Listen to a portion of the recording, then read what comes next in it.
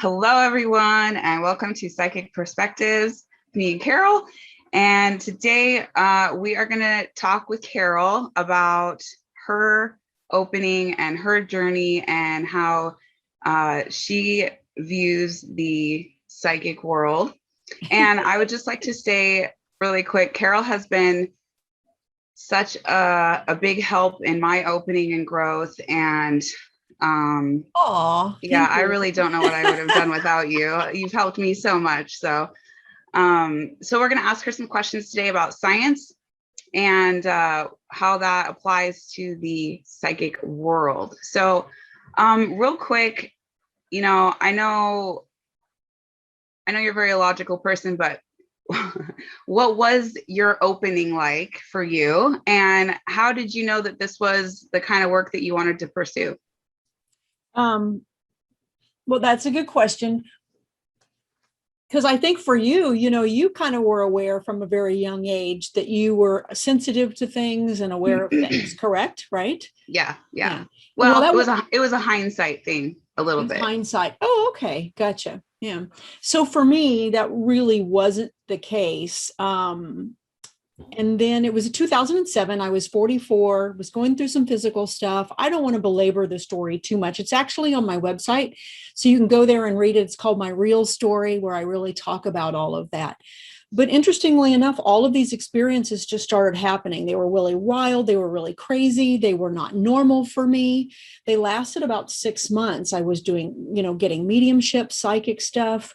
I was receiving a lot of information from spirit, especially at night. I had an out of body experience, was very sensitive to energy. The lines of myself were blurring kind of with everything around me. It was like I was blending into everything that was around me. I was not well at the time. So I think a part of that was my body was shutting down and my consciousness was becoming very altered. And as a result of that, I was having a lot of experiences. And then it was maybe only about 6 months later, and then everything just started to stop. So I always describe it as like this door open, just a little bit at a time, right? Kind of imagine this bright light. It gets really far open, and then you're like, oh my gosh, I can't even look. And then gradually the door just shut again, and then everything just stopped. And so, of course, kind of like a person who has a near-death experience or they go, what do I do with this now? What just happened? Did I imagine it? Was I delusional? Was I crazy? Yeah, that's kind of like me asking you questions. Carol, help me. Yeah, that was it. Am I crazy? Am I delusional? No, exactly. And I think that's really what has allowed me to be a unique resource for people, is because it was just this. I went from having no psychic experiences whatsoever. I'd have some synchronicities now and then, or these urges or feelings, just these spontaneous, intuitive moments that I think all people have. But this was very different. This was just radical, night after night after day of just these crazy things happening. And then boom, and then they just stop. And of course, that has a lot of psychological, spiritual, scientific. I mean, there's all of these ramifications that you have to deal with. That's what I was left with. So that was back in 2008. And then after that, it was just kind of, wow, I need to understand this. Not only was it amazing and cool to me, I was very disappointed the experiences had stopped. I had no idea how I was supposed to get them started again. And that's where the journey began. Oh, okay. Makes sense. I mean, that's really where it started. It's like, I'm going to give you this really cool experience. Now go figure it out. Right. Do it again. Which is the really, really hard part. Yeah. So anyway, like I said, I don't want to belabor it too much, but that's basically what it was for me. And then my life from there has just been trying to understand it, reactivate it, figure out the significance of it, and how to move forward. So it sounds like you got a little bit of a glimpse, and then you were like, I want more of that. Absolutely. Yeah. And that's common for people that have experiences. They either feel one of two ways. Either I'm really scared of it and I don't want anything to do with it, or like, this is the most amazing thing ever and I'm going to run with it. And that's a personal decision. For me, I wanted to run with it. It's like I had to understand it. Well, yeah. Because if I was crazy, that's great. That's okay. But there were too many Yeah, things. yeah. There were too many things that were just beyond coincidence, beyond imagination, that I simply couldn't let it go, at least for me. Right. No longer can dismiss these kinds of signs and things that you can't explain. And That something was happening. I should not know the things that I knew, and they weren't things that were guesses, good guesses, right? Or things that you can just observe through body language. They were specific things that I knew that I went, there's no way I should know this. Right. So it makes you pay attention when those things happen. Definitely, definitely. So, so how and why did you start to get into the paranormal? Well, that's a good question. And honestly, it was truly just a natural, gradual progression, because I wanted to understand psychic abilities. I volunteered at a new age bookstore. I started taking classes. I started getting involved in the psychic community. So obviously the paranormal community is just a part of that, right? At least for me. And of course, that was back when Ghost Hunters was first out, right? 2008. I think that was one of their first or second season. So they were really hot. And of course, there was some psychic shows with Chip Coffey, and I was watching all of these things, which in and of themselves, honestly, made it easier for me to kind of feel like I wasn't going crazy. Even though we look at those shows and go, okay, this is more based on entertainment, I still had some form of comfort from them. So paranormal for me was really just another way of exploring these experiences. Right. Meeting with other people who are having the same experiences, right? Because when a client contacts you, I learn from their experiences, right? Right. I mean, it's that other dimension. So it was just another branch for me. Right. Truthfully. Yeah. Excellent. So, what is your methodology and or specialty then, in your paranormal work? What would you consider your specialty? Or like your modality, I guess. Yeah. Like how? Yeah. We talked about this when we were talking with you about your modality, and you had kind of highlighted how you're like the last resort, right? Right. You're that one where I've tried everything, I've done all of this, and it's like nothing else is working. I just need someone to help me clear and remove this issue. So you kind of consider yourself a last resort. I see myself as the first resort. Yeah. That's funny. It's true though. Because when people are having experiences, it's difficult to be objective. It was hard for me to be objective, right? So we all need assistance from someone. How do we pull out what's psychic, what's spiritual, what's very plausible explanations? What does science say about this? And so I want to be that first resource for people to say, let's look at your experiences. Let's break them down. Let's see how we can understand them. Let's dismiss the ones that might have very normal, rational explanations that we've maybe misappropriated, because I misappropriated experiences all the time during my psychic opening, right? Right. They blur, our fears, our beliefs, our misperceptions. Those can all come into play when you have someone that's objective at the paranormal level. You can go, okay, let's step back and let's look at these. But I'm also have had those psychic experiences, those spiritual experiences. So I'm a believer, and I think that that's very important as well, because you get some paranormal investigators, they're not convinced, they don't believe it, so they're very skeptical of psychic experiences. And so there's kind of like two different ways to approach it. It's either like, the total, let's debunk everything, or the total, we believe in everything. Absolutely. No, that's right. And I think you need the balance of all of those things, right? Yeah.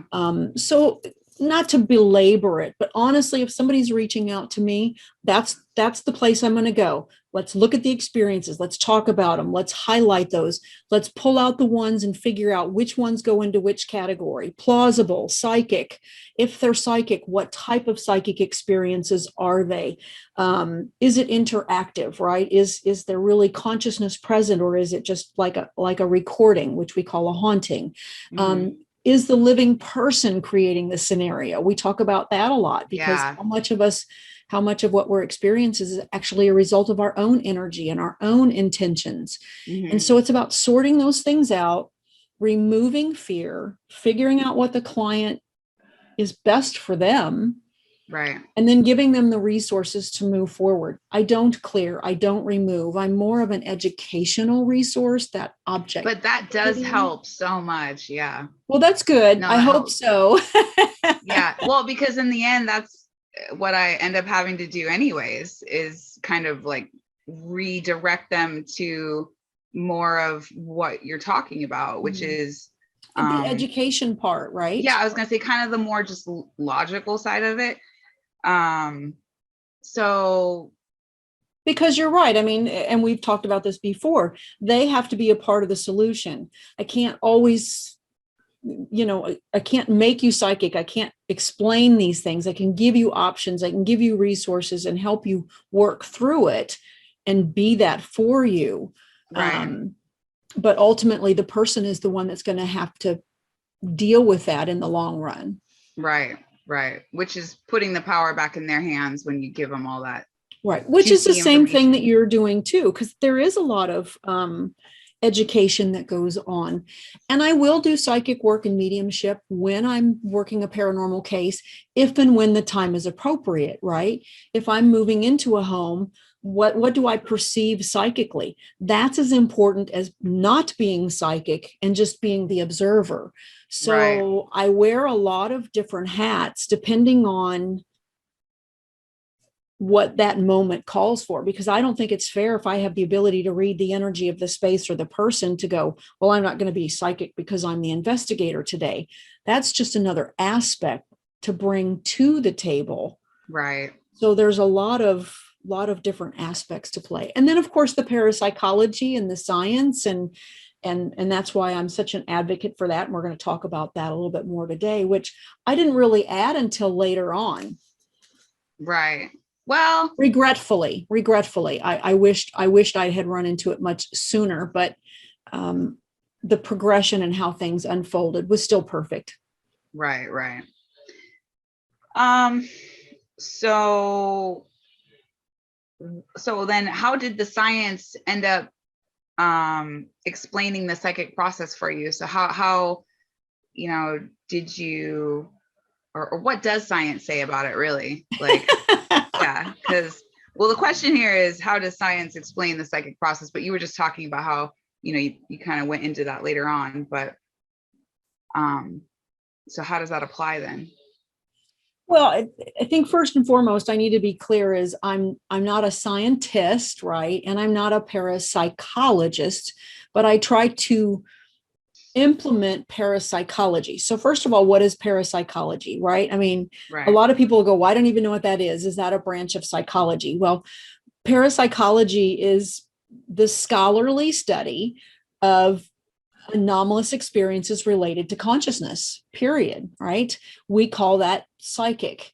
And they divide it into three major categories, which we've talked on some of our videos for those of you who've heard me speak. There's that informational side, right? They call it ESP, or extended sensory perception.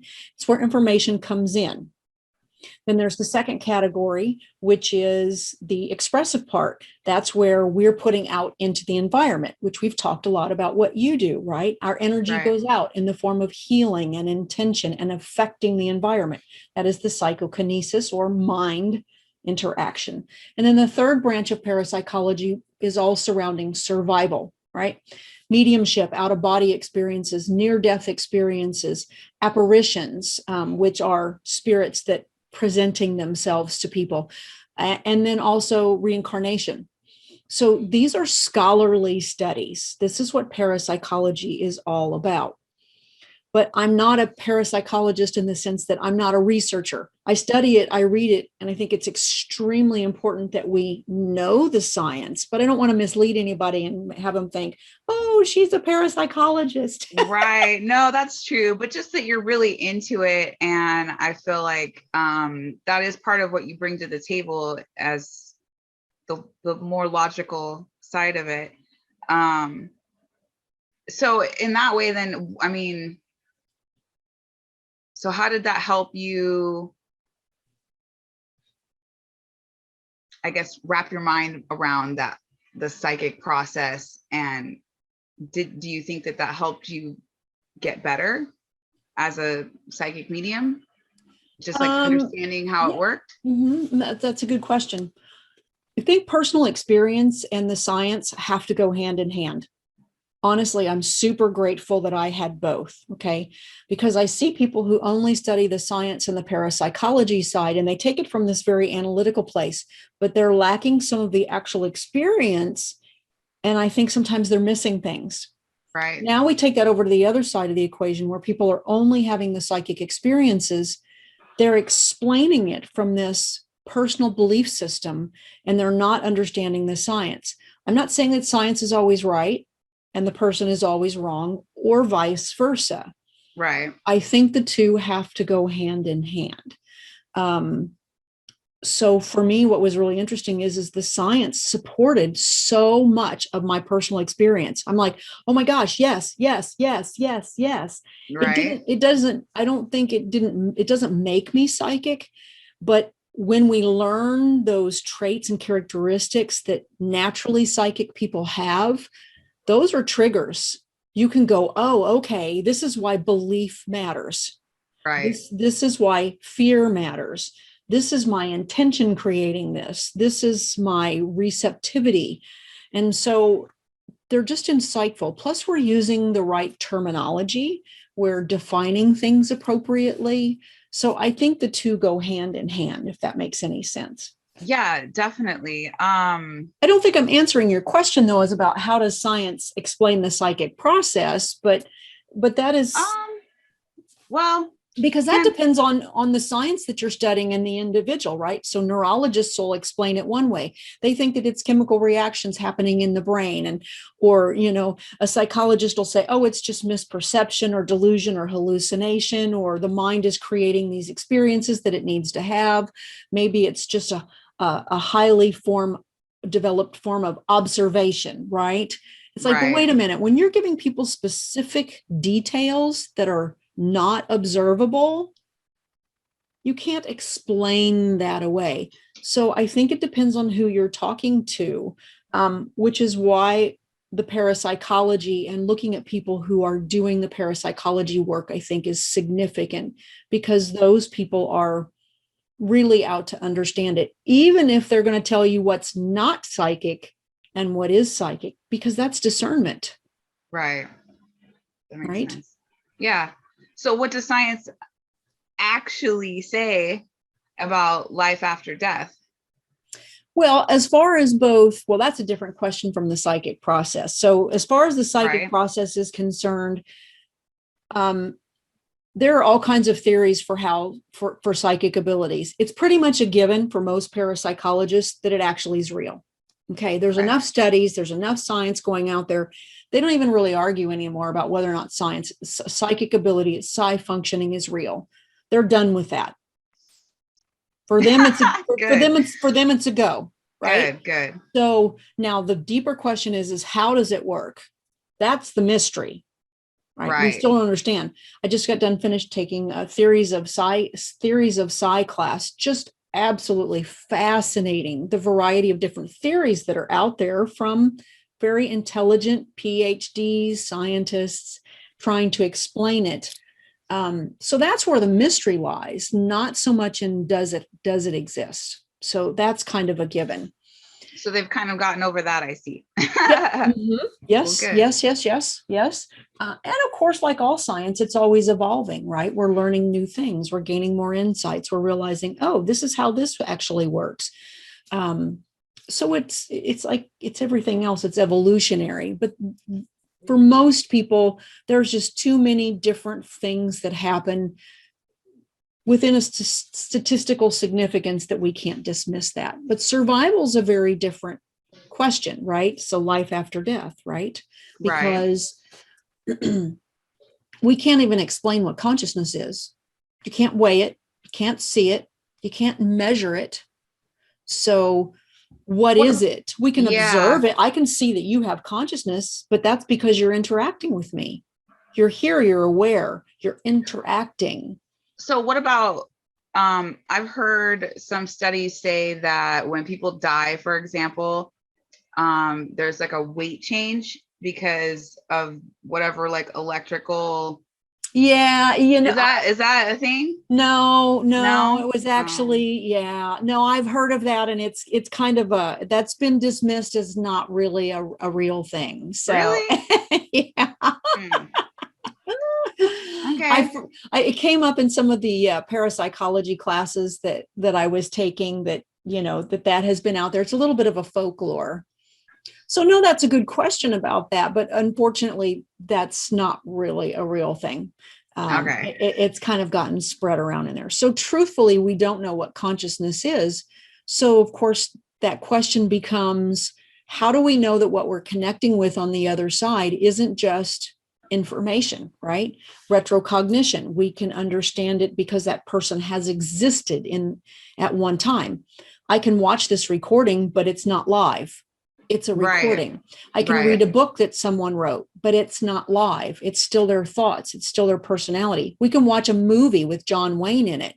We can see and observe his personality, but it's not alive. It's not aware. And Right. so that is very much the same thing with psychic abilities, in the sense that it's difficult to discern interactivity. Not that it's impossible, because there's Right. plenty of arguments for it, Hmm. but that's where the challenge comes in, right? Right. So So I guess my question comes, I want to beat that horse a little bit. you go So ahead. yeah. So what about like Einstein's theory about energy never ceases to exist, it only changes form. So does that count as far as consciousness is concerned? I mean, can we just assume that we have consciousness and it exists, and when we die it still exists in a different form? Well, I'm certainly no Einstein, and I'm no physicist, so I understand the theory that you're applying. And some people would say that in some aspect, a part of us does exist, but it may simply be a memory, right? It may Right. simply be in the form of data and information, which isn't really alive.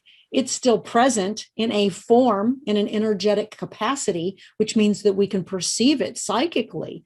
But is it interactive? That is the Got you. single biggest thing. And when we're doing paranormal work, right, when we're going into a home and we're looking for interactivity, because hauntings have no interactivity. They have activity, but they're not interactive. They're recordings of previous events, right?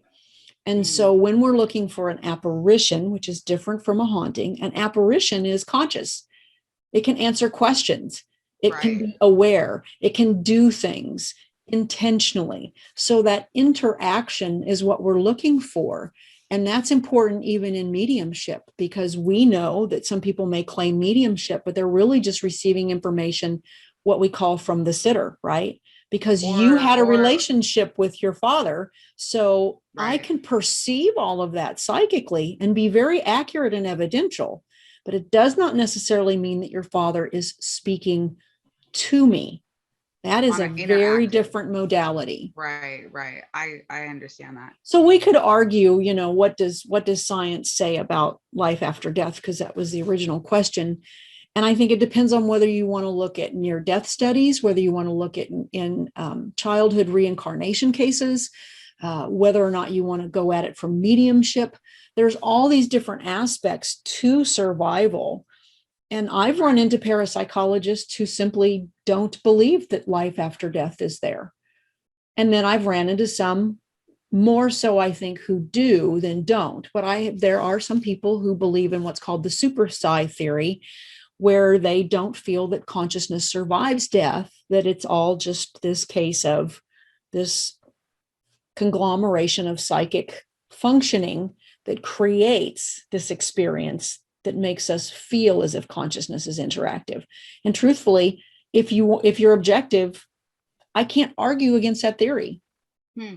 It's what they call it's not falsifiable. You can't disprove it. So Interesting. from a scientific perspective, it's not that simple. From a believer's perspective, from an experiencer's perspective, we go, oh, I'm all in, right? but that's where Right. we have to balance the two. We Right. have to So be that leads me careful. to my next question, which is so what was, I guess, your personal proof um Mm-hmm. for life after death? I mean, because I'm assuming you are a believer, you're a psychic medium.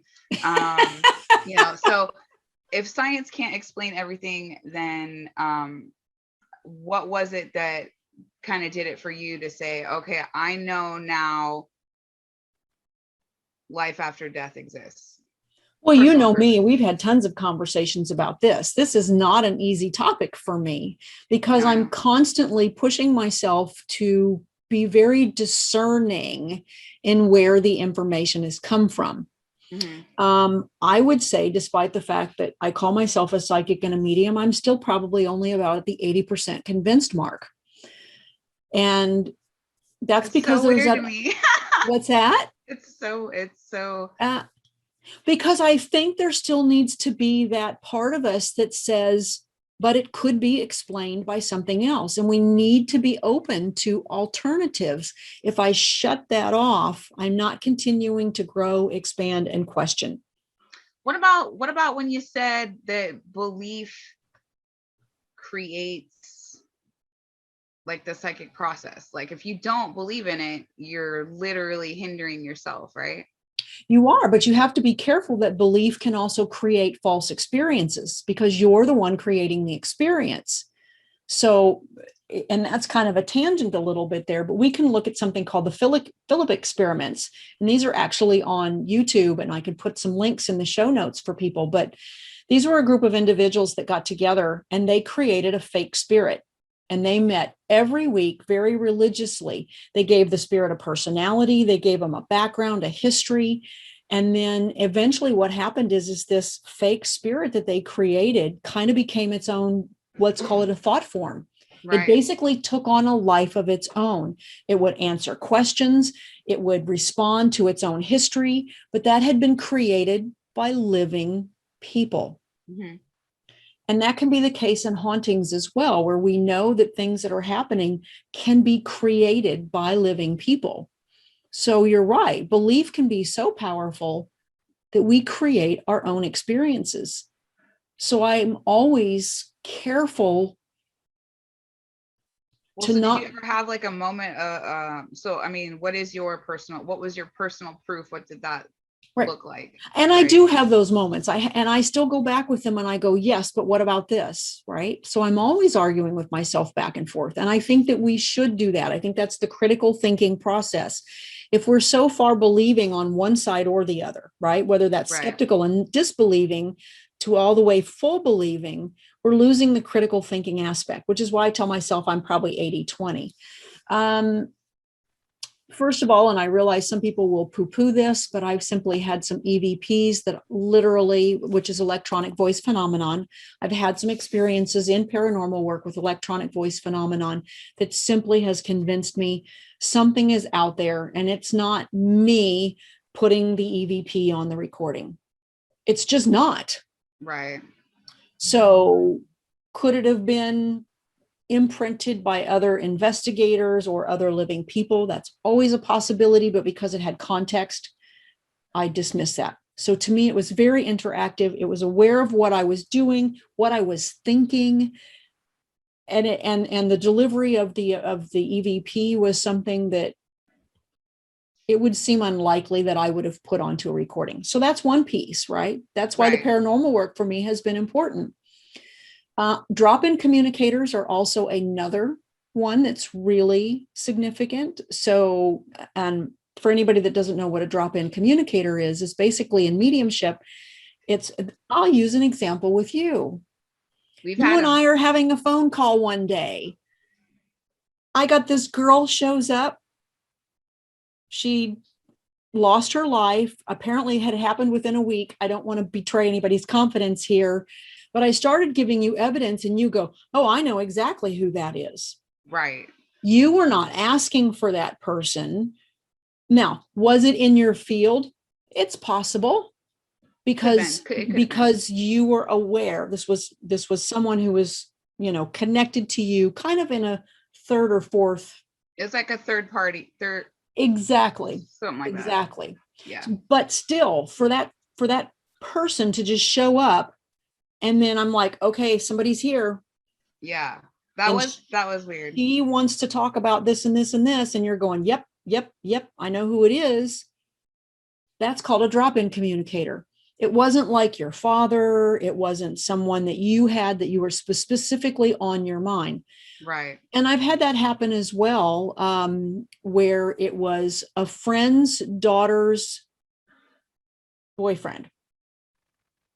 And so I'm talking to the friend, telling her, I got spirit, been driving me crazy the entire time we're talking. Can I please tell you who it is? She goes, I have no idea who that is.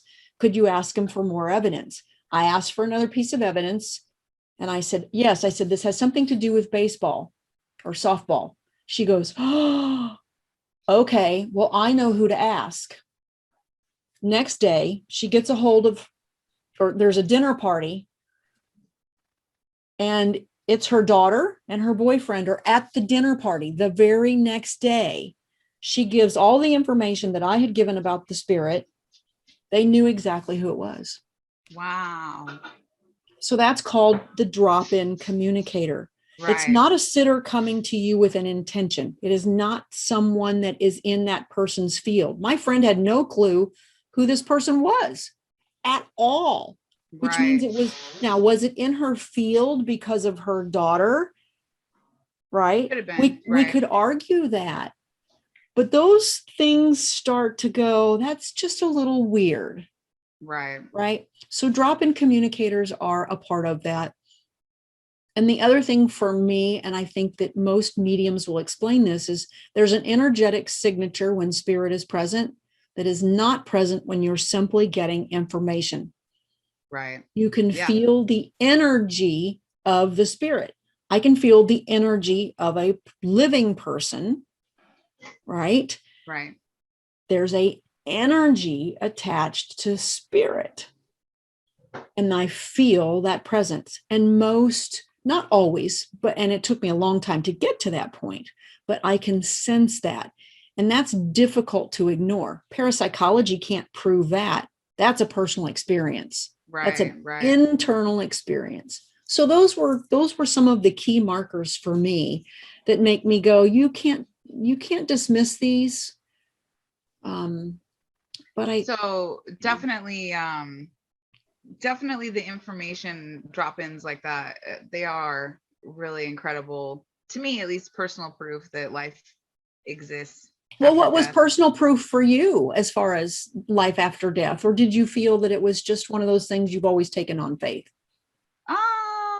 I've kind of always had a belief of some sort of life after death. To me, that's like deep-seated. I don't know how to not believe in a life after death. I mean, I suppose if it's true and there's no life after death, then it won't matter and I won't know. you just won't care. Yeah, exactly. Live now. Yeah. Yeah. So, okay. So the next question I had for you was, do you ever look back on your childhood and maybe think that you did have some of these psychic abilities all along, and that maybe you were just kind of dismissing some of these subtleties? Because really what you're talking about right now are a lot of subtleties where you have to, really feel into some of the energies or, the information that we're getting and stuff, but just personal experiences or whatever. Do you ever feel like you missed some of that? Because I know I do. Yeah, you were saying yours was hindsight. I've asked myself that question a lot, and the reality is psychic information is everywhere. We're all getting hit with it every day, regardless of whether the difference is not whether or not it's happening. The difference is the awareness level. Right. Right. And of course, what we resonate with, because we're unique beings, right? Mm-hmm. So the question isn't we turn it on. The question is, it's always happening. Information is everywhere. It's coming in at you and you're putting it out, period. Right. It's everywhere. So that's kind of what first sight theory by Jim Carpenter, it actually talks about. That was one of the theories that I really, really resonated with, because a lot of it matched some of the stuff that I had received from spirit about how psychic stuff works. So when I was learning about that, I was going, oh my gosh, this is what spirit has told me. Here's the science to support it. So that was the other reason, because when science supports something that you believe or you think or feel to be true, it's like you feel validated. I can't tell you how validated I have felt by taking some of these classes. That in itself is worth everything, especially if you're skeptical or doubtful. So I'm getting off track, but so first sight theory basically says it's happening all the time.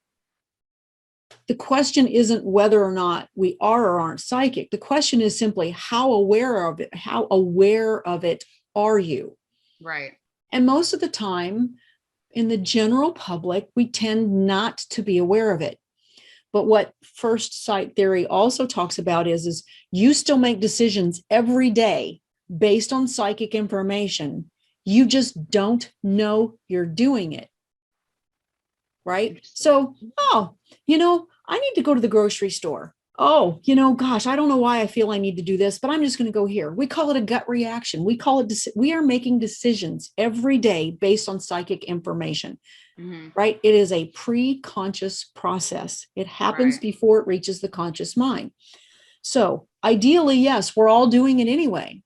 Was I aware of it? No, honestly, because my childhood was troubled. It was difficult, and I was distracted.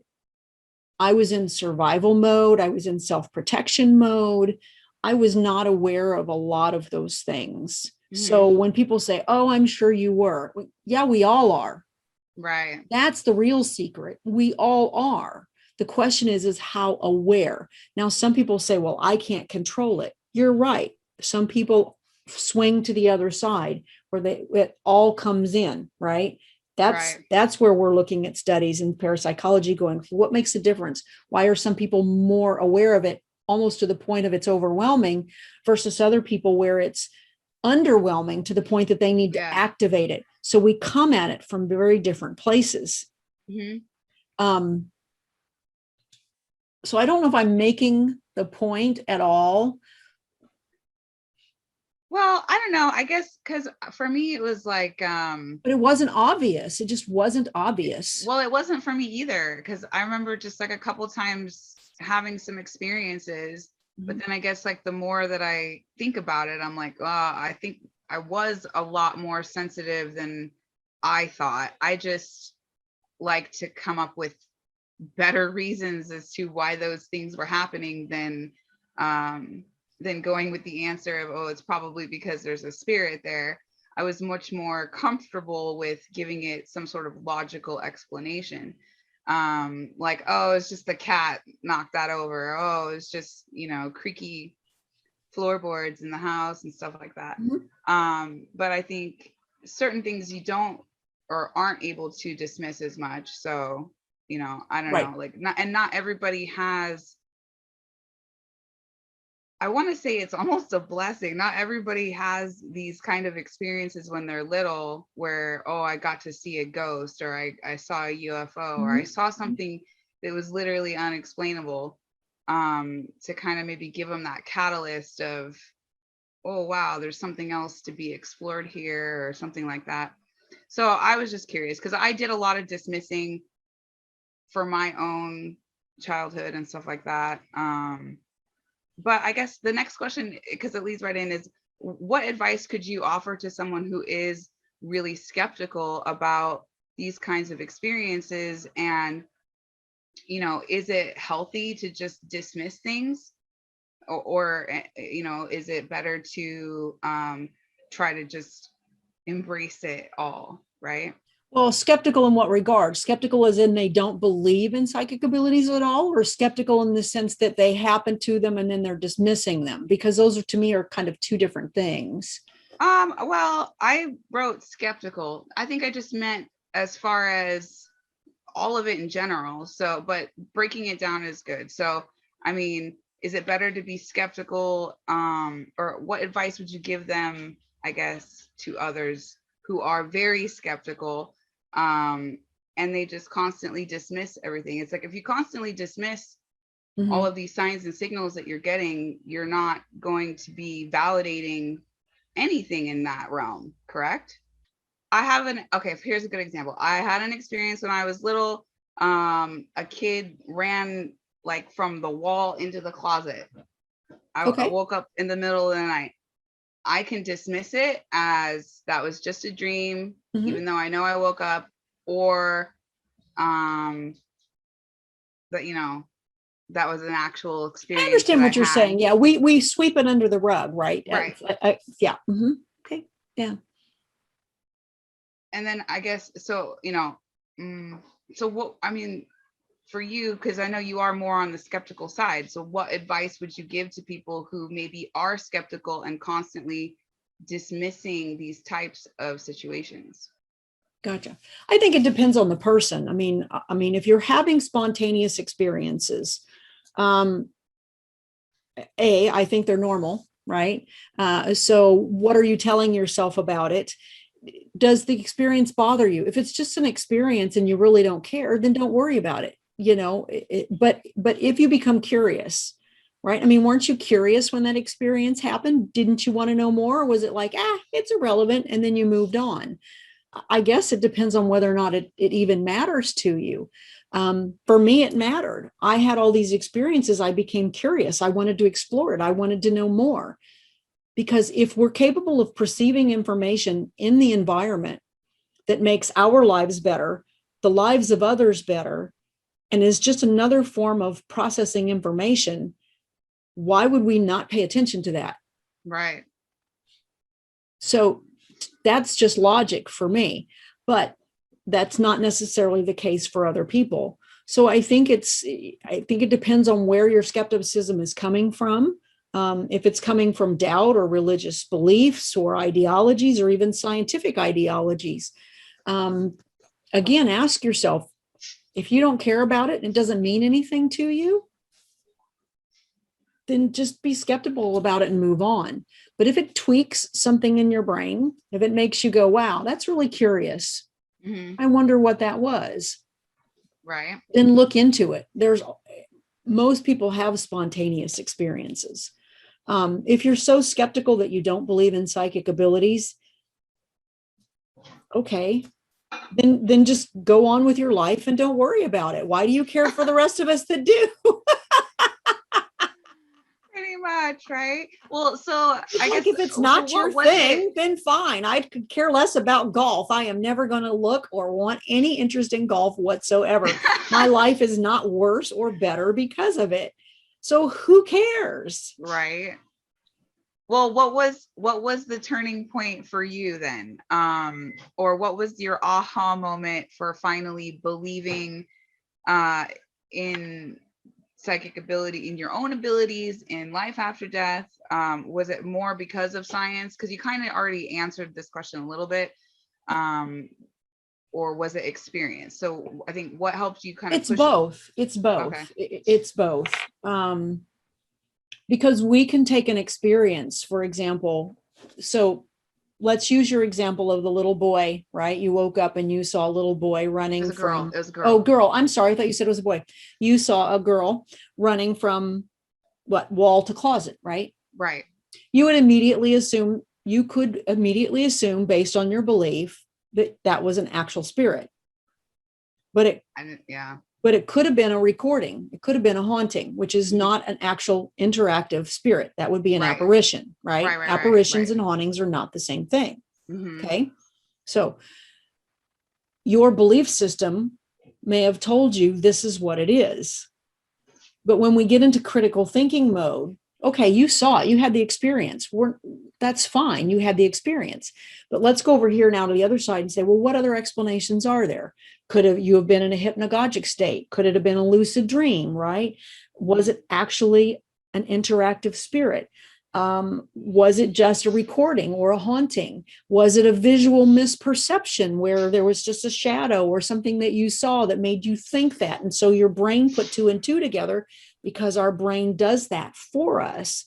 So Right. you can see where all these alternative explanations come into play. And we have to evaluate all of those different things. But ideally, I think when we realize that psychic abilities are really, really there is when we have specific information that we just can't dismiss. Right. Yeah, no, I You understand know, that. I remember telling a friend about, we were connecting. She had a family member come through, and I said, so what's up with the three-legged dog? And the spirit that I was talking to was related to the family that owned a three-legged dog. Wow. That's really, really specific. That's highly, highly specific. I'm not guessing that this family owns a three-legged dog, and I knew the breed of the dog. So even if it wasn't life after death, even if it wasn't coming from spirit, the fact that I knew that singular bit of evidence that could not be discerned from anything is So enough to make me go experience than science. Is that what you're saying? In that case, yes. Yeah.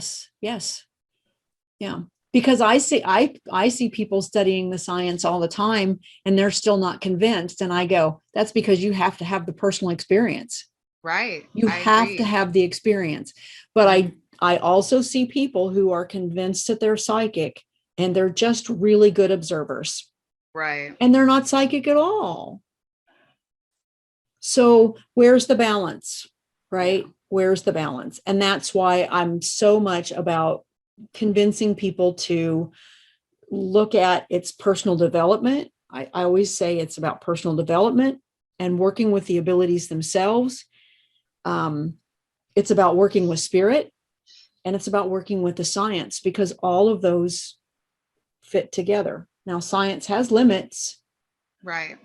Science has big time limits, and that's been difficult for me too. So then what about psychic development? Like, what advice could you offer others who may be wanting to develop their psychic skills, but maybe they are kind of skeptical and doubtful? I think first and foremost, you need to figure out where your starting point is. And this has been a huge thing that I talk about, probably that I've heard a lot of people not talk about. Are you closed and you need to open, right? Right. Which is the way that I felt I was until I had an opening. And then I went, holy crap. And then everything closed off again. And then I had to reactivate. So I come from a place of closed and I must open. The people we identify as psychic, most of your traditional, what we would consider your natural psychics, they're open, right? And they're trying to figure out how to stop it. They're doing the opposite. It's like, holy crap, right? Yeah. I'm being bombarded. So how each of those people develops will be very different. The time frame in which they will develop will be different, because if you're coming from a place of it's just bombarding you, now you need to learn to control it from that perspective. What do I do with it? When does it come in? How do I control that flow? Where is it? How do I stop it now? Whereas if you have someone that, like myself, where I'm aware of zero, that's a very different process for that person developing than it is for the other person. They don't even know what a psychic signal's like. Right.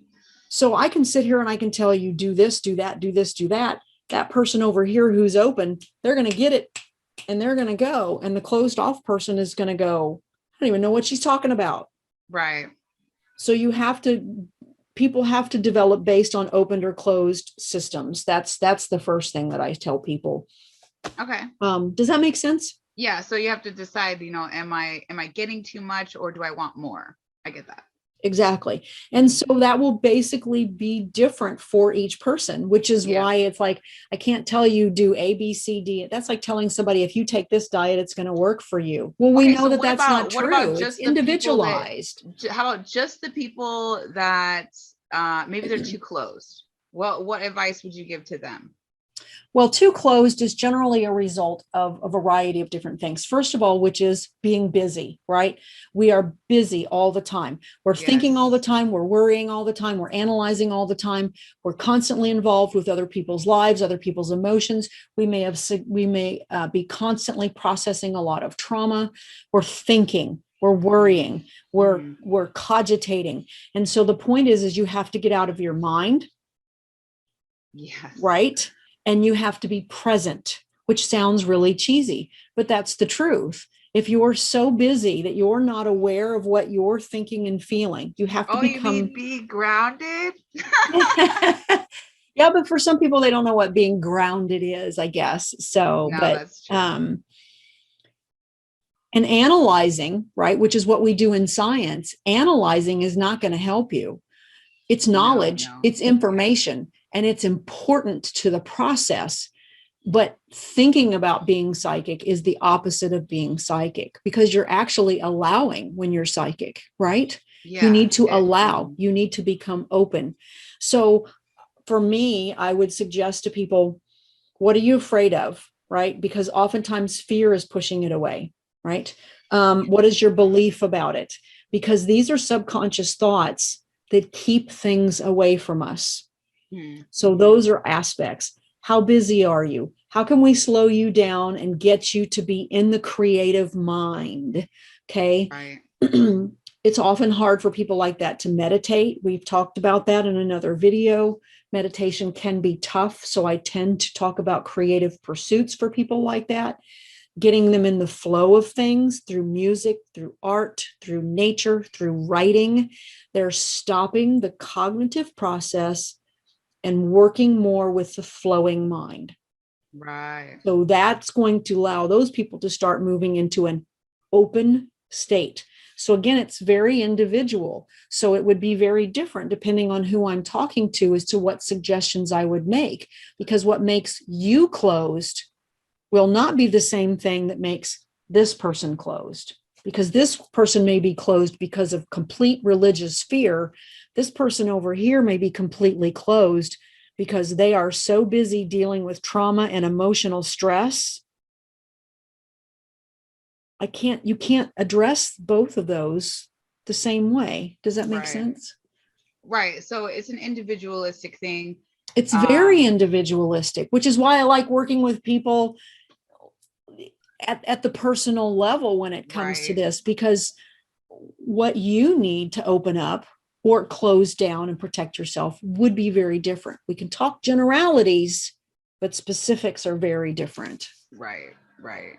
That makes sense. So I guess I think this is the last question I have for you. What is the biggest, most important thing you think people need to know when it comes to understanding how science and psi come together? But they overlap, but they don't always meet. So true. So simple.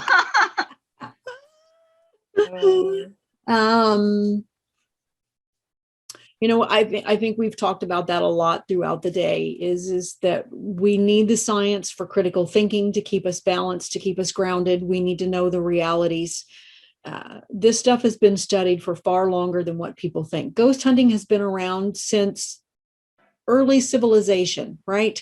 There are documentations from back before Christ's period of time of ghosts and all that other kind of stuff. This is not a new phenomenon. This is a human experience that is natural. Right. We haven't studied it from a scholarly point of view until probably, not to say that there haven't people been trying to study it from a scholarly point of view, but we tend to put psychic abilities in that religious category, in that spiritual category. And so in the last couple hundred years, especially, we've really started to look at it from a more scientific point. How can we test these things? If we can't test something, how can we still study it in the field in a scientific way? How can we gather all of these cases, look for patterns, look for clues, and get to a more scholarly place of looking at that? We need to evaluate that, because we know we once thought the earth was flat, and science has taught us that that isn't true. sometimes we make perceptions about our psychic experiences that are not always accurate. Mm-hmm. The notion of a poltergeist being a noisy ghost is not accurate. That is an old paradigm that is still existing today in ghost hunting and folklore. I think that's unfortunately because of terminology, though. Wouldn't you agree? It is because of terminology, and some people are, as a matter of fact, in class I was taking last night, they're potentially coming out with a new term, an acronym for poltergeist activity that takes that noisy ghost, because that's poltergeist means noisy ghost in German, right? But it's Right. not a spirit. And so we're trying, science is trying to find a way to reterm that. But Right. as we move along the spectrum of science, they're still debating whether or not consciousness even survives death. So for people like you and I who deal with spiritual realms, that's where science has to stop for me. Yeah. Because they're not there yet. Right? So, I mean, I receive lessons from spirit. I thought they were farther along than this. Yes and no. I mean, it's because we look at experiences, or we look at studies like near-death studies, the International Association for Near-Death Studies. We look at all of those things. But there are potential alternative explanations to NDEs, right? Not every past life reincarnation case is valid. Sometimes it depends on, are they in children? Are they coming through hypnosis? We tend to dismiss the ones in hypnosis more than we do in children. What are the alternative explanations for this? Reincarnation cases in children are very compelling. They're very compelling, right? Yeah, I've seen some really incredible stories. Absolutely, that's true. And as long as we can look at those and say that those have not been fraudulent or misled by adults, because that sometimes has happened, right? Right. That has actually come out where some of those things have been fraudulent. So, but science is also very careful to say we never can prove life after death, because the only way we can prove it is after you die. So at some point, there's a level of belief that has to come in. We can look at, the reincarnation cases. We can look at certain experiences in near death, and we can say, these are some pretty strong evidence for the potential of survival, but they can't say that it's proof, right? How much evidence do you need before it's proof? It's a personal decision. It is a personal decision. Ultimately, what we choose to believe or not believe is a personal decision. I meant for the scientists, like how much proof do they need before they can say, oh, that's a thing now? Like even that's a good question. Well, and the thing is my understanding of science is it has to be an experiment that is controlled, that can be repeated again and reproduce the same result, correct? For laboratory experiments, yes. For field experiments, well, and we know from spirit that that's just not the way it operates. So, will there ever be this kind of like controlled ability to actually prove this? And what's wrong with like the EVPs? If we can legit say that this is a recording that you did and this was the circumstance, and we have no way of duplicating it per se. I mean, you can go to places and get multiple EVPs, but are they ever going to be the same exact EVP on the same exact right? EVPs are tough because honestly, in parapsychology, most EVPs are completely dismissed. So they really are not given any form of credibility. That doesn't mean that I've fully dismissed them, nor does it mean that all parapsychologists dismiss all EVPs. But there's so many potential other explanations that EVPs become very weak in terms of evidence, okay? Because there's just so many different issues with and that's true for most technology when it comes to ghost hunting or paranormal work. There's so many other potential explanations. It's just not strong. But now let's take a look at Windbridge Institute, this is their mug. I love Windbridge. I support them. Normalize, optimize, and utilize psi functioning. But the Windbridge Institute is a wonderful place to go to. They do research on mediumship, and they have, I think it's a quintuple blind study that they do to test their mediumship. 5 times blinding. That is absolutely unheard of in science. 5 times blinding, which means that they're removing the experimenter they're removing the sitter. All of these people are blind to one another, so that you can't say that the medium is reading the researcher, or that the medium is reading the sitter, or that the medium is, so they're taking all of these processes so that the only way, in theory, that the medium is getting the information is from spirit. Cool. So that is happening in the laboratory. So that's one of the reasons I love Windbridge, and I follow them. I get their newsletter. I encourage people to sign up. I support them financially.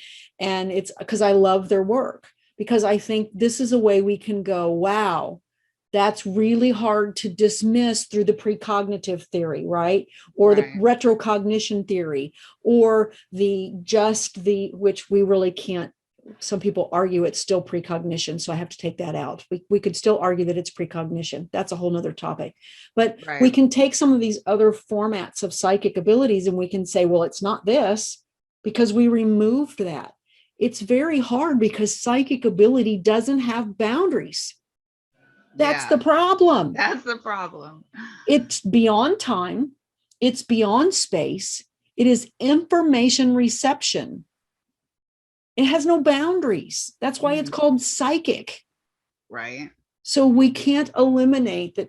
Giving you information from a departed loved one can come from so many different alternative sources other than spirit. Eliminating each and every one of those sources creates huge scientific implications. Does that make sense? Yeah. It's easy for us as a believer. Oh, it's spirit. It's here. We've had an experience. We have our reasons for why we believe that. It may be purely belief. And we may be picking it up from our sitter. And that means that we're wrong. Our belief is wrong. So I don't know, we're kind of rambling a little bit there, but I wouldn't this say is that the you're complications wrong, that come with it. Right. I was going to say, because we know that the interactive is the mediumship part, not just the pulling of the information. Like the pulling of the information, even if you're reading the sitter, correct. It doesn't necessarily make you wrong. It just makes you maybe less accurate as far as where you're discernment. It's a discernment. It comes with development and time. But that's one of the reasons why, and not only Windbridge, but some boy, I wish I could remember the study, but studying the phenomenology of mediumship is really important. What do certified and verifiable mediums explain about why they know that it's a spirit and not static information? And so we can look at this phenomenology.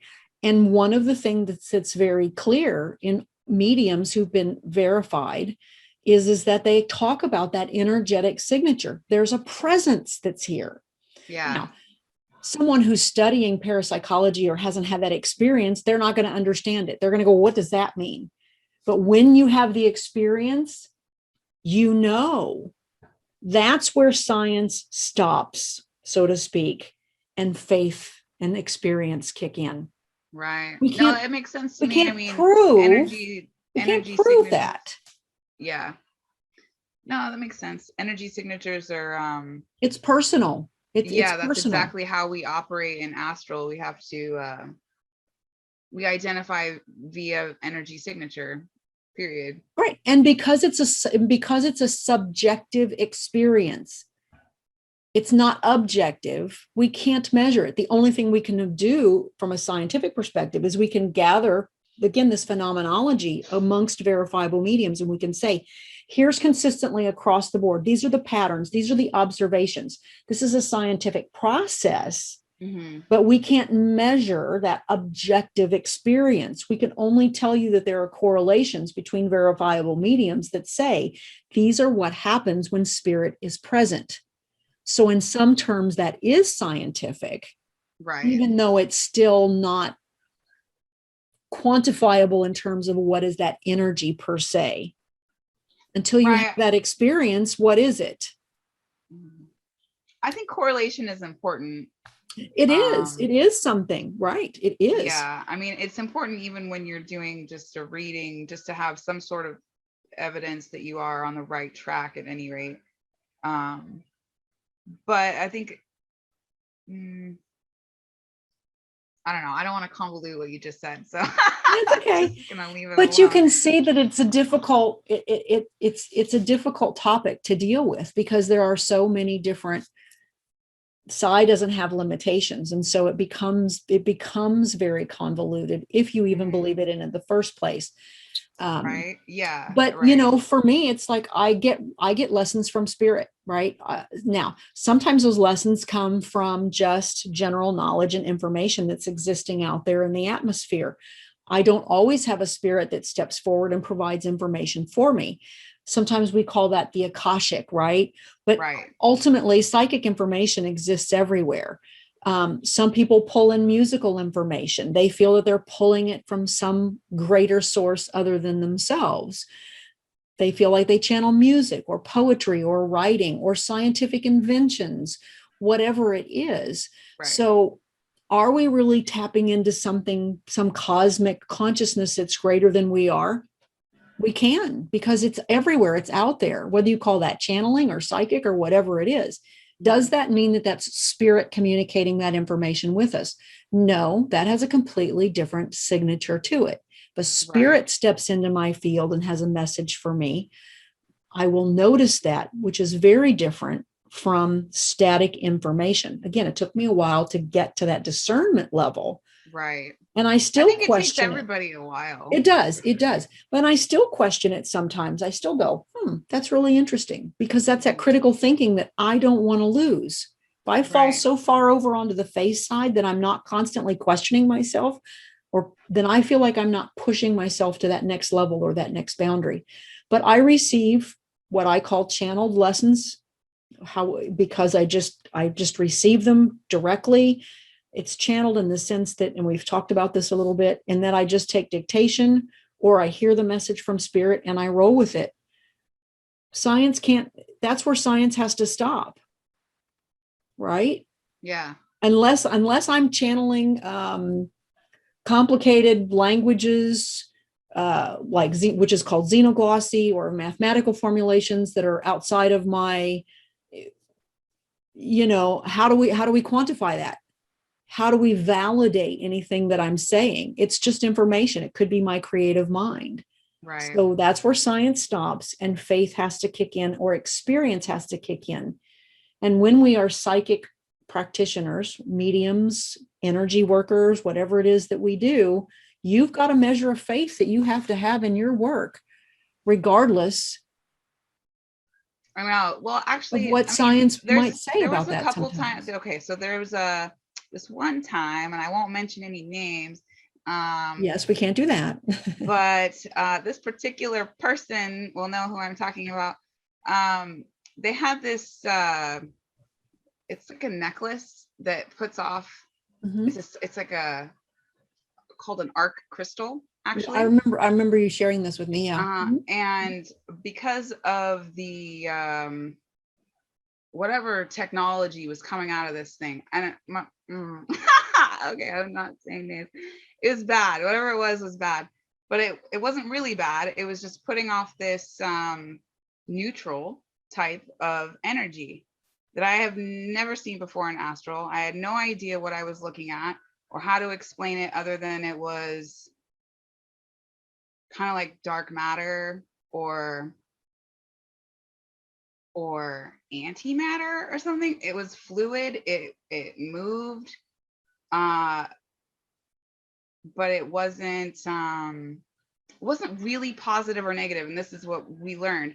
And like literally, it was like 2 days later, there was an article about in some scientific magazine about how they have discovered this new particle that's a completely neutral particle that does this and that and the other, basically explaining what I had just seen in astral. And I was like, oh, so I mean, is that validation? It is to me, because of Right. how the information came across, and Mhm. because it was literally the same. They were explaining it much better than I just did, but it was the same thing. So I don't know. I think that science can explain it.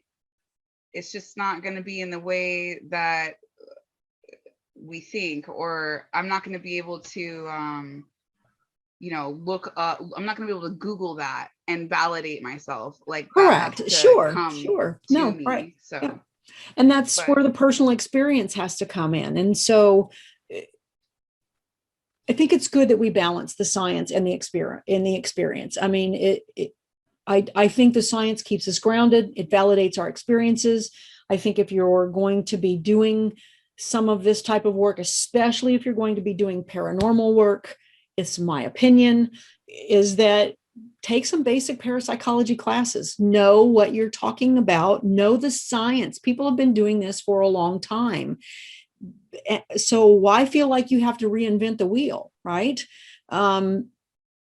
These people have got answers that we may need, but don't stop doing your experiences. Don't stop learning. Don't stop growing, because at some point, look at what you do in the way, the last resort, clearing and moving energy. Science supports that. We've talked about that, but at some level, science is not going to go where you go with it, right? right. And that's a personal decision. But if we're not causing harm, if our intent is to be helpful, right, and ethical, and we're doing it to the best of our ability, that what else can we do? Nobody's perfect. There's even people out there that are promoting certain diets that maybe aren't necessarily healthy. And then later people go, oh, that wasn't such a good idea. But Right. at the time, they felt that it was, they were doing what they thought was helpful and beneficial. So I guess I'm just trying to say is it's a balance, and we need to be careful about how we're judging things. Right. No, I think that's an excellent point. Because I like the overall variety of both science and, because to me it just explains it. It's validating. It does. It does to some degree, but then Like there's you that said, part of you there that are has to limits. put it aside and go, okay, but now I'm over here. Mhm. So I think that was all the questions we had. Is there anything that you want to kind of end the show with? Like a particular point, or No, I just wanted to say thanks for coming up for the questions, because I kind of wanted to leave it up to you as to what you felt was important to ask, because I mean, we can talk about ourselves all day long, but ultimately it's what I wanted you to kind of come up with what you thought was interesting. well, I think it's we've talked about it obviously, but I think it is important. It's important to be both logical and to have this kind of belief, Mhm. or how do I say that? It's like you need to start with the belief and then back it up with the logical, or at least have the balance of both. And I think you do a very good job of bringing that to the table. Thank you. I always talk about you and how much you've helped me in my own personal growth. And I think it's partly because of that, because I'm like, oh, wait, no, I got to make sure, I'm being grounded here. And I do love science, me. I think it's really interesting and fascinating. And the fact that it's actually even coming close to explaining a lot of this, I think is really amazing. And I It think is amazing. That's what yeah, I've learned from some of the classes. I'm like, wow, this is just so crazy, some of the stuff that's coming up. I cut you off. I'm sorry, but yeah, no, no. it's all good. So no, I just wanted to say that for sure. And you've been helpful for me in regards to my faith, because I have been so critical. And I think ultimately that's truly what I wanted. If I could say anything to people is first of all, believe it. It's real. It's a natural human experience. We all have them, whether the experiences are spontaneous or not, or how frequent you have them. They're normal, they're natural, they exist. If you're skeptical of them, that's fine. Then who cares? I'm not talking to you. I'm talking to the people that are having those experiences and are interested in them. And if you want to pursue them, that's great. I do want the psychic community to gain better critical thinking. Yes. That's truly Absolutely. what I think is important, because when we start stacking on our own personal biases, which is, we all do it. Scientists have personal bias. I promise you, there are people who will swear to you that a near-death experience is nothing more than a biological process of the body dying. And then there are people that will tell you, no, there's something more to it. Personal bias exists in every single human being alive. I don't care if you're a scientist, you still have a bias. Well, I think personal bias actually has a lot to do with how you experience your afterlife as well. Just saying. Well, that's a whole nother topic, but yeah. Right. So but I don't we know. have it, and that's our experience, and that's our choice, and that's okay. But we have to be careful that in development that we are applying critical thinking, because we can unconsciously cause harm when we share a personal bias. If you don't know the difference between whether your information is coming through psychic or mediumship, that's fine. Just be honest with people that you're not at that level of discernment yet. Right? I don't know. Yeah, that's not. Just I be don't know honest. That's how many it. people know that difference. Maybe I think some people do. most well-developed mediums know, but again, I confess in the beginning, I had no clue where my information was coming from. I just knew I was getting it. That's Right. fine. That's As the long as you're start. That's the honest. first start. Well, that's the opening. That's the beginning. You know you're getting it. You're acknowledging that you're getting it. And now what do I do about it? Right. Or when I was sitting at the New Age metaphysical shop and asking the ladies there, well, what's the difference between intuitive and psychic? And how do you know where your information is coming from? And not one of them had an answer for me. I had a real problem with that. A real problem with that. That still sticks in my mind today. And that was probably back in 2009, 2010. The fact that these are people that are doing this work and they can't answer some very, very simple questions. That's called really, not having critical thinking, in my opinion. And you call me judgmental on that, but it's like we owe it to the community, to ourselves, to the people that we're giving the information to, and to science itself to know the answers to these very basic questions. And how our abilities work, how our ability. I'm not perfect. Good God. There are people so way more talented than me. Well, I think that's just a part of being humble, right? Oh, there's always going to be a bigger, better, badder psychic out there that, you know, there's always going to be somebody better than you at something. Absolutely. No. That's right. We all have our specialty, but unless you're Michael Jordan and then you're the best at what you do. And that's okay. And there are superstars out there, but most, when they're that far along and that far developed, they will generally have those answers to those questions. Right. But if you're someone who can't answer those questions, keep practicing, keep sharing, keep giving the information, but be honest and say, I'm not quite sure where the information is coming from. I don't know if spirit is present or if I'm just getting it from you, but here's what I'm getting. At least you've been honest.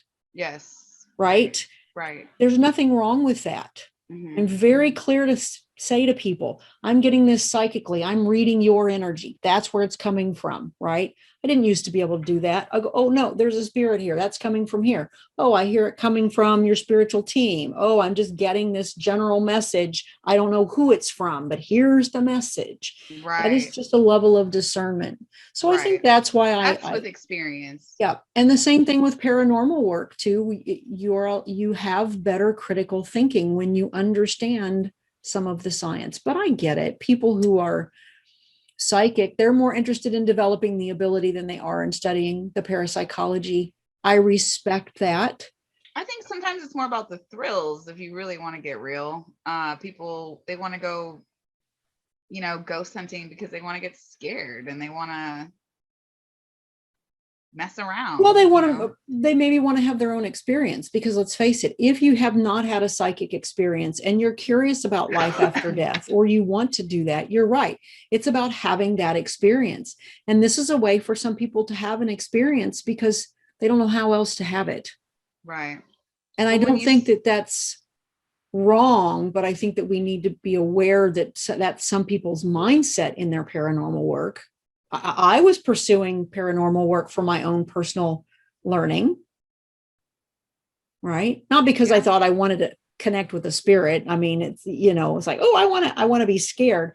I wanted to explore that aspect of things. Yeah. So anyway, we kind of rambled again, but no, I just, no, it's good though. It's about leaving people with understanding that we need to have a balance. Yes, absolutely. And I think that's the most important thing. And that's what you bring to the table, Carol. You have always brought faith to the table for me, because there are times when my critical thinking takes over and I get in that 80% science, 20% belief mode. And I'm calling you and I'm going, oh my God, I'm freaking out. So funny. I'm like, no, it's fine. You're fine. You're golden. I need people of faith like you, and to be there for me when I get, when I go too far off the deep end. And I think that's the point in doing paranormal work or working with people one-on-one. It's like, where are you right now in your development? What are you struggling with? How can we balance, because some people will be so far over on the personal bias side. I may encourage them to get a little bit more onto the, okay, so let's take a look at some other things here. Let's bring some of that critical thinking, some alternative perspectives in here. And then some people will be so far over onto the critical thinking side, where I get as well sometimes, that I want to bring you a little bit more over here to the belief side. Right. So it's really individualistic. Yes. That's the nature of it. Yeah. Well, I appreciate. Well, so thank you. Yeah, no, I appreciate you answering all these questions. And well, I hope they're beneficial for people. I don't know if anybody watching will get something out of this, but I've tried to make it informational and to get people thinking, not just about my experience, but how it relates to them. Yeah, I think that was the point, was just to kind of talk about the science part of it and what that perspective that you bring to the table, because you have been doing a lot of hard work in your parapsychology courses, and it just brings a whole new, vibration to all of it. So, and it's a much needed one, very critical aspect. And there's so many resources out there that you don't have to take a course. I mean, I certainly highly encourage people to take a course if they want to. I'm taking them through the Rhine Research Center. I love learning. There's the Institute of Noetic Sciences. There's Monroe Institute, Society for Psychical Research. There's tons of resources that are out there. But you're like, oh, I might be interested in mediumship. Go to Winbridge. I'm interested in near-death studies. Great. Go to the International Association of Near-Death Studies. These are reliable organizations that will help provide critical thinking. You don't have to take a course. Tell me what you're interested in, or find out what you're interested in. Find reliable resources. Tons of YouTube videos, TED Talks, books, easy ways to just get some basics. You don't have to throw yourself into it, but get some basics. Definitely. Don't use the television as your guideline. What? You mean they don't know everything? Pick up the book. I have tons of books back there about, how to do paranormal work. One of my instructors is Lloyd Auerbach. He's got tons of books that are fantastic. Ghostology. There's just tons of wonderful information out there. There's no excuse for not having some basics. If you're willing to apply yourself towards your craft, do yourself just a favor and pick up a book or two and just get a little bit of the science. Mm-hmm. I think that people will find that will add a depth to their work. I think it does. I think for me, if anything, science only affirms my belief in the spiritual. It- It really does. Yep. So, yeah. Well, All right. thank you for joining us, and I appreciate the interview. Yeah, no, it's good. We'll have more, I'm sure. Yeah. So, and I look forward to everybody joining us on our episodes. Please subscribe, please like. Our contact information is down below. And if you have any questions for us, individually about abilities or anything we've talked about, feel free to contact us and reach out. So thanks so much for joining us on Psychic Perspectives. We did change the name, by the way. I don't know if Yes. anybody noticed that. Yes. So, all right. Bye-bye.